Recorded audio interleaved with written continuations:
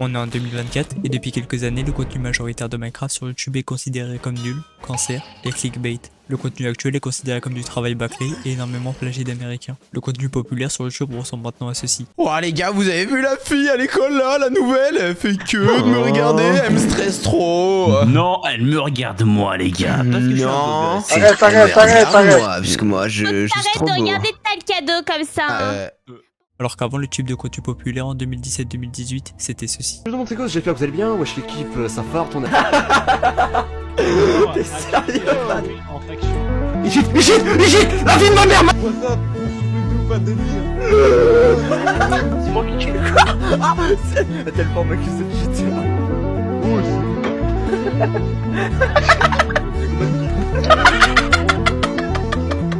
Oh, il a léché le vlog.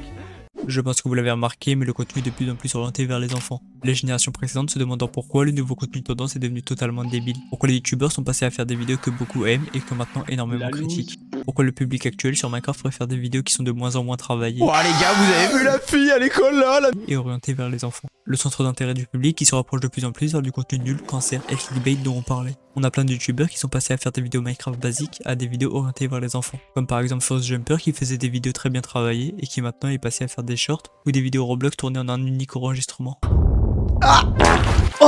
Il y a eu la même avec Redkit spécialisé sur la redstone sur Minecraft avec une mécanique très compliquée qui demande de la réflexion et qui passe radicalement à un contenu orienté pour les enfants. Et ça il y en a plein comme Shadow Boss, Aspaz, Pokédraco, etc. En réalité c'est plutôt simple de comprendre pourquoi. Imaginez que vous êtes un créateur de contenu et que je vous donne ce dilemme. Premier choix, vous faites du contenu sur ce que vous aimez avec votre communauté que vous appréciez et votre salaire est à 15 000 € par an.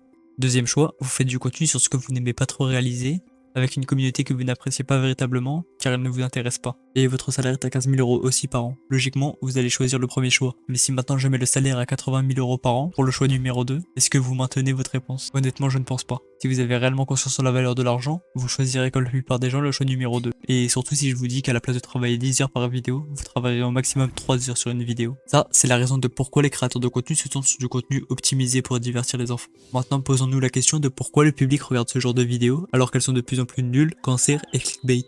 Il faut savoir que partout dans le monde on situe une génération d'âge, comme par exemple la génération Y, née entre 1979 et 1994, la génération Z née entre 1995 et 2010, et la génération Alpha, née après 2010. Chacune des générations a grandi avec leurs stars et leurs centres d'intérêt, et c'est le cas de la génération Alpha, qui ont vécu avec la connaissance d'internet, ce que certaines générations n'ont pas connu. La génération Z comme moi, on a été habitué à regarder des dessins animés sur une télé, etc. Et à l'arrivée d'internet, certaines générations ont grandi avec, la génération alpha a de plus en plus de chances de regarder des dessins animés, non pas sur une télé, mais sur une tablette ou ordinateur. Tout simplement car ils sont de plus en plus exposés à internet, aux ordinateurs et tablettes. Et c'est pas une bonne nouvelle. Les enfants de la génération alpha ont au maximum à ce moment-là entre 0 et 14 ans. Donc la vraie question, c'est qu'est-ce que foutent des enfants sur des appareils ayant librement accès à internet? Je vous rappelle qu'un enfant est facilement influençable et consultera évidemment du contenu orienté pour son âge, sa maturité et ses centres d'intérêt. Et la génération alpha, leur télévision, c'est YouTube. Ils regardent pas Oggy et les cafards, non, ils regardent plutôt des contenus orientés pour eux, qui leur parlent sur leur jeu. La génération Z, le type de contenu Minecraft qu'on avait sur YouTube, c'est du contenu qui est maintenant dans notre nostalgie et on ne le retrouvera pas. La nouvelle génération n'en veut pas, car c'était pas du contenu pour les enfants. Cows, Mushway par exemple, qui sont des piliers de la génération Z, en 2018, ne font pas des vidéos pour les enfants, à aucun moment. Et pourtant on aimait ce genre de vidéos. Notre type de contenu qu'on regardait à 10 ans ou 12 ans, c'est maintenant uniquement de la nostalgie.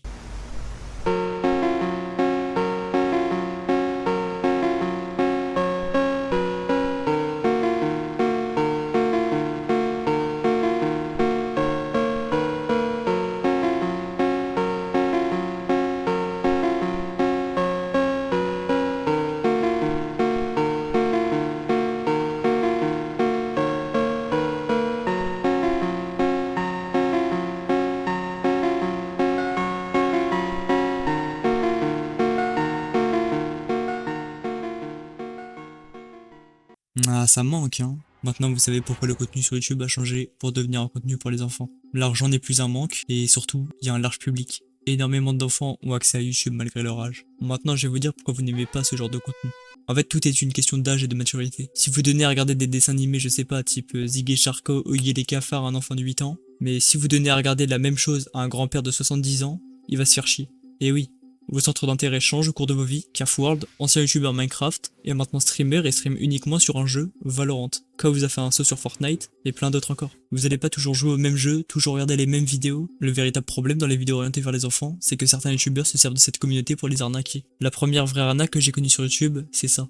Une carte Google Play de 50 € est cachée dans la vidéo, sois le premier à la retrouver pour gagner cet argent. Mais là encore, c'était pas véritablement méchant. Il ment pour faire croire qu'il y a quelque chose à gagner, alors qu'en réalité, il y a rien. C'est seulement pour gagner du watch time et faire référencer la vidéo. Mais d'autres youtubeurs font bien pire et font des choses vraiment pas bien, sachant que leur communauté sont des enfants facilement manipulables. Du coup, est-ce que c'est vraiment mal de faire des vidéos orientées sur les enfants? Bah, pas vraiment en fait. Du moment que le créateur de contenu n'arnaque pas son public, c'est exactement la même chose que si vous regardez des dessins animés. Un youtubeur n'est pas un mauvais youtubeur simplement parce que vous n'aimez pas son contenu. Non, il ne faut pas dire que quelqu'un est mauvais seulement parce que son contenu est mauvais. Je prends l'exemple de First Jumper.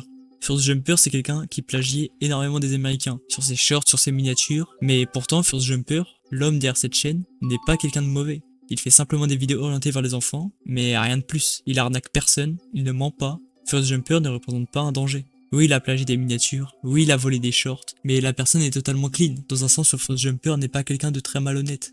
Là où par contre certains méritent totalement une vidéo entière à propos de leur contenu de détraqué, je vous invite fortement à regarder cette vidéo de Ashlord qui montre totalement l'immoral de certains youtubeurs. Je vous rappelle que les youtubeurs friendly ont une communauté très jeune, souvent en dessous de ce que YouTube autorise, et faire ce genre de vidéo ça devrait être totalement puni. Le genre de personnes qui ont conscience d'avoir une communauté très jeune, et qui se permettent quand même de faire des vidéos de détraqués comme ça. Le problème là ce n'est pas le contenu, mais les propos dits dans la vidéo, et des scénarios qui s'approchent presque de la pédophilie, voyeurisme, enfin bref. Dites-vous quand même qu'à côté de tout ça, il y a Fuse, qui propose du bon contenu presque tous les jours, qui est là depuis 10 ans, et qui en quelques mois se fait dépasser par un mec qui bouge sa tête sur de contenus de short totalement pétés, avec aucun mot qui sort de leur bouche, et qui se ressemblent toutes avec Unchained, First Jumper, parce qu'ils font tous cette méta de mettre une vidéo totalement pétée, et juste rajouter sa tête pour faire des émotions surjouées de malade. Mais vous savez pourquoi ils ne parlent pas? Vous voyez Kabilame qui explosait sur TikTok? Bah, il ne parlait pas, hein.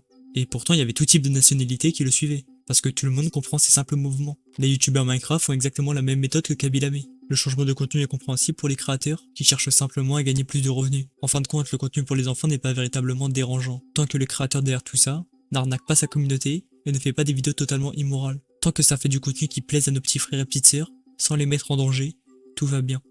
J'attends vos avis en commentaire sur le contenu friendly, et de ce que vous en pensez.